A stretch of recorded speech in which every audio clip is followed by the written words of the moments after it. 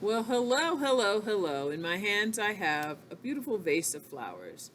They're fake, but they're lovely, and that's my inspiration for today. I'm going to make a vase of flowers. The very first thing I'm going to do, though, is make the vase. So I'm taking two pieces of paper, and this piece is for my vase. I'm going to draw out the shape of the vase on this piece of paper. So I fold it in half first, and then I will cut it in half. All right, I only need one half of this paper, so I'm going to push one to the side and then fold this in half again. I want my vase to be the same shape on both sides, so I'm going to start drawing on this top edge. I want that to be the opening, so I'll make the vase curve in like this vase does. The vase has a curve, it has a long neck, it curves, and it comes back down. So yes, it curves and then it goes out and then it comes back down. And at the bottom it has a little foot. Okay, now cut this out. This is going to be a shape that I use as a template. I'm going to trace this onto the paper. What I'm using today is just going to be crayons and watercolors. I'm going to be painting. So I'm going to start first with the shape of the vase. Voila. Now it's time to put this shape onto my paper. I'm not going to put it all the way to the bottom. I'm going to start tracing here and around. And I'm trying my best to hold it still and trace around my hand so that the shape doesn't move. And there. I'm going to leave this part open because, as you can see, sometimes flowers hang over the edge of the vase. Okay. Then what I'm going to do is I'm going to add a line for where this is sitting on the table. Yes. Now I have lots and lots of areas where I want to add flowers. So some flowers are going to have, I think I'll use regular crayons for this. Some flowers are going to have tiny petals that go around and around and around. I'll do two of those.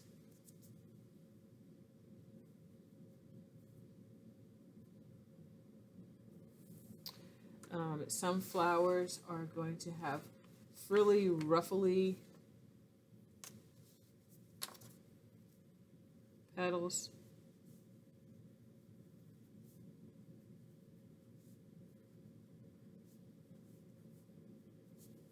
Let's do another one of those.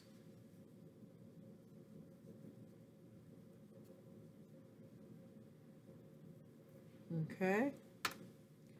And more flowers inside that are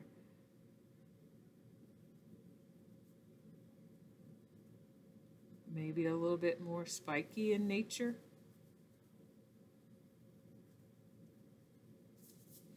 I'm going to put one over to the side here. All right. Lots of colors like that. I want to keep it simple because what's really going to go to work is the watercolors. Basic pan of watercolors, just a little bit of water here in a bowl, and I have two brushes, but they're both about the same size. And what I also want to do is add just a little bit of details with crayons.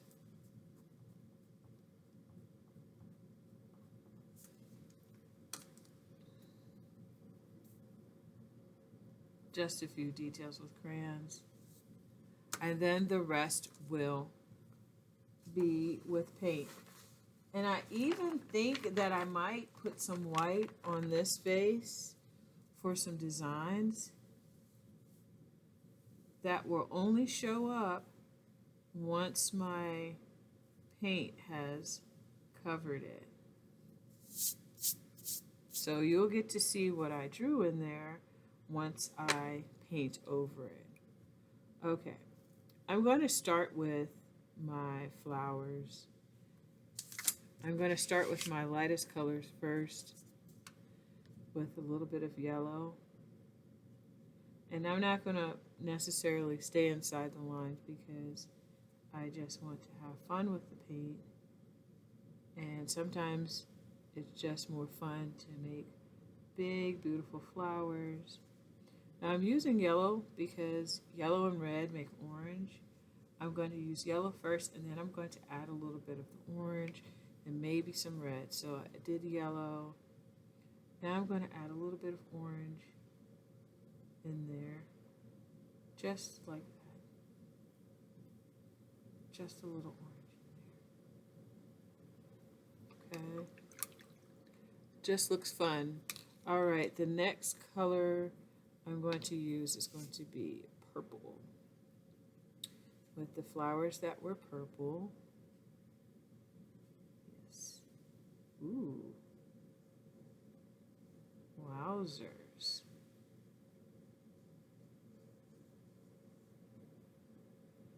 That's pretty. This one's a little lighter though. I like it. You can see the crayon showing through just a bit. And then I'll do some red. It goes with this flower over here. I think I need to grab that white crayon again. And I'm going to add some.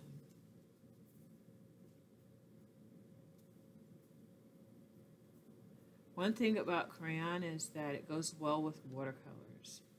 I think it really does. I really do. So put some red on this flower, and hopefully the white areas will show through. Yeah, some of them do.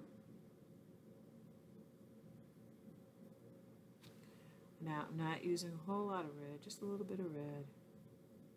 And as I said before, I'm not exactly staying all inside the lines, but you could certainly do that if you wanted to.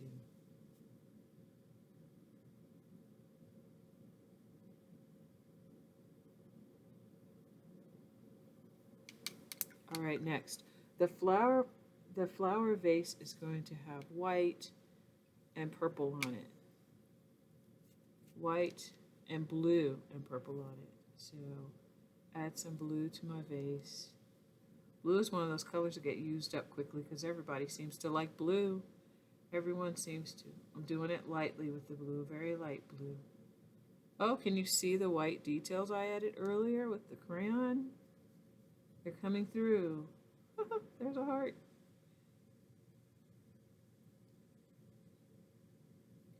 Very last thing we're going to do after we do this vase is add some leaves, some green leaves and stems for our flowers. I'm trying not to let the yellow and the blue mix because then it will turn my flower green.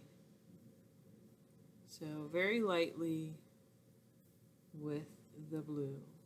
And then the bottom of the vase, I want it to blend and be purple at the bottom. And this purple is so strong. So I'm going to wet my brush and blend this color up into the blue. Blue and purple are next to each other on the color wheel, so they are good partners when it comes time to blend. So I'm getting more water on my brush and I'm just blending the purple up into the blue, just like that. And now you can see the rest of the designs. There we go. And I think I have a little too much water, so I'm just going to do a little bit more spreading there. Wow. Very pretty.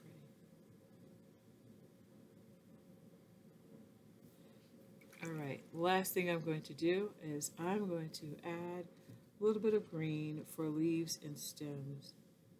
So So I do want these to look leafish, so I'm going to add things that look leafish.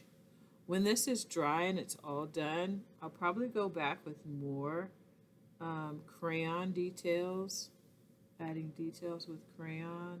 Yes. Like I'll add maybe the details on the leaves and more details on the flowers.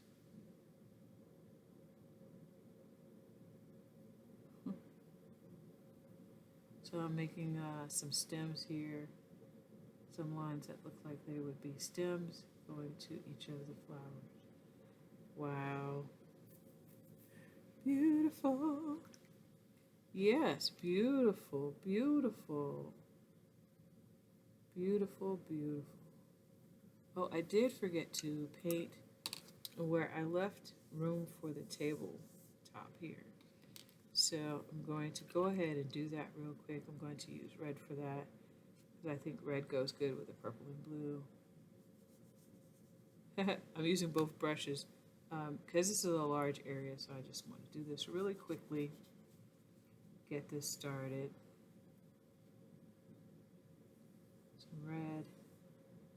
Get the paint on there, and then I'm going to spread it out and finish it up. Painting for me is a very relaxing activity. Gives me the opportunity to just sit quietly and do something that relaxes me. It relaxes me and it makes me feel happy at the same time. Now, the good thing about using crayon to do the outline of this vase is that it leaves sort of a barrier. It gives protection to the colors of the vase. If I did it with pencil, some of this red might try to squeeze itself in there onto the vase, but that blue line says red, keep out. Yes. So a little bit more red right up here. Voila. You could also paint the background a color, but for now I'm going to leave this be. I'm not going to wiggle it around too much because it is watercolor paint and it needs to dry laying flat, but that would be something special that you could make someone who is special to you. You could make it for a gift for a mother or anyone, a teacher, or anyone special. I'm going to make the inside of this heart just a little bit darker than the rest of the vase. All right. Art makes you smart. Take your time and have those quiet moments when you paint and you just make beautiful things such as this. This would be great for a Mother's Day gift or anything else. People love getting flowers, whether they're painted or real, or maybe even fake. See you next time. Bye.